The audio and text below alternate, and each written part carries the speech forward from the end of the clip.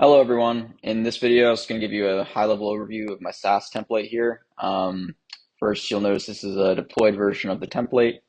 As we scroll through it, it just has some templated values for components that you might want to add into a landing page here. It also has fully integrated auth. So uh, right now, it's just really set up with email, password as a default. Um, but then when you put in the password here, it takes you to a dashboard.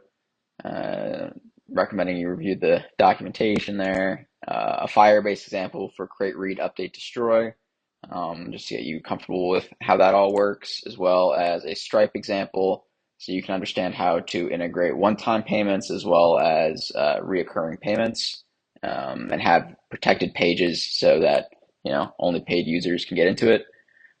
Here's the actual GitHub repository. You can go through the code at your own pace. I'll have a few other videos for getting up set up quickly. I wrote a Bash script and a PowerShell script to help walk you through some of the setup um, of getting all the Firebase environment variables and actually deploying everything.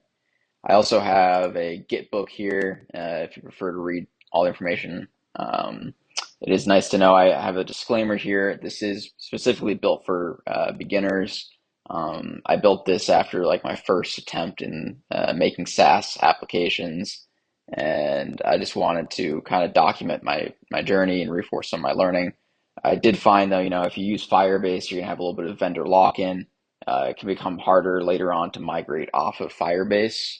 If you start with Firebase, there's a lot of proprietary technology with Firebase and how they do like Firestore. It's not open source with their database, um, as well as there are some scaling concerns. Namely, since this is all serverless, um, it gives you unlimited scale, but if you're not careful with it, you can get hit with a massive bill that you're not prepared for. So you want to be careful with that. Um, I did link some like further learning. These are things that I'm like actively looking into at the moment with getting better with containerization. There's a lot there, you start getting into Docker Compose and Kubernetes and whatnot. This is also a cool project that I was hoping to test out with a managed server, just so I get that predictable pricing, and then you're working with all open source technology. Um, so just wanted to put that out there, that disclaimer.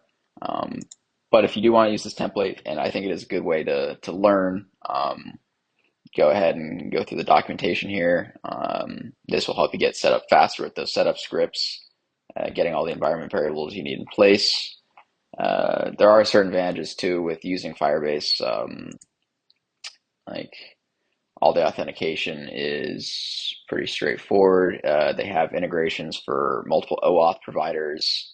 Um, the collection, it being NoSQL is really nice because you don't have to worry about database migrations later on. And how would they do things with rules is it does give you not quite row level security, but it gives you some nice security there. Um, so I think this is like a really good starting place if you want to spin up an MVP quickly. But again, this isn't like a pro level SaaS template. It also uses Shadcn and Tailwind under the hood, which is great.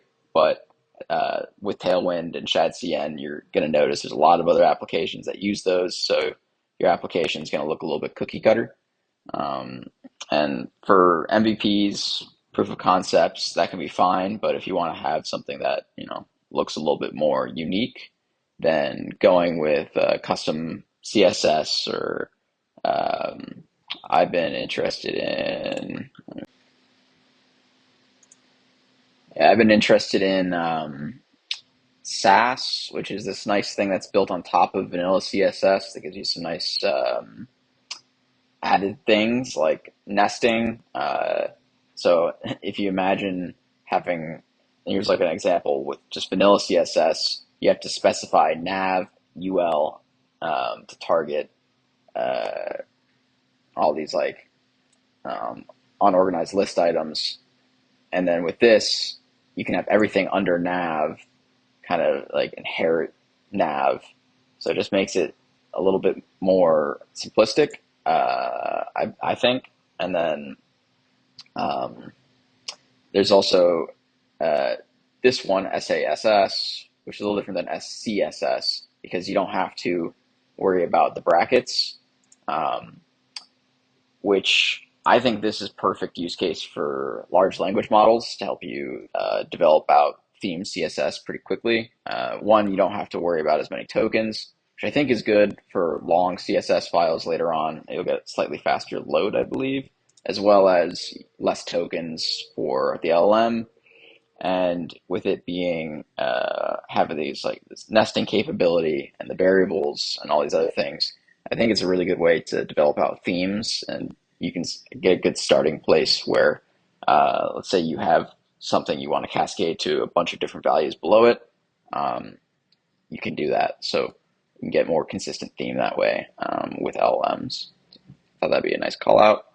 Um, but other than that, yeah, I hope you have good experience with this template.